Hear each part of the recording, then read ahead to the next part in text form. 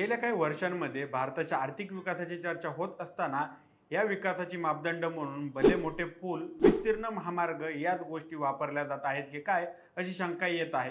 भारताच्या विकासाचे मोजमाप करण्यासाठी यासारख्या भौतिक गोष्टी वापरल्या जात असल्याने सरकारने वादग्रस्त अशा शक्तीपीठ महामार्गासाठी 20,000 कोटी रुपयांची तरतूद करून हा प्रकल्प राबवण्याचा निर्णय घेतला असावा. राज्य मंत्रिमंडळाच्या बैठकीत या शक्तीपीठात महामार्गाची निधीसाठी तरतूद करण्यात आली आहे आणि लवकरच या महामार्गाचं कामही सुरू करण्यात येणार आहे.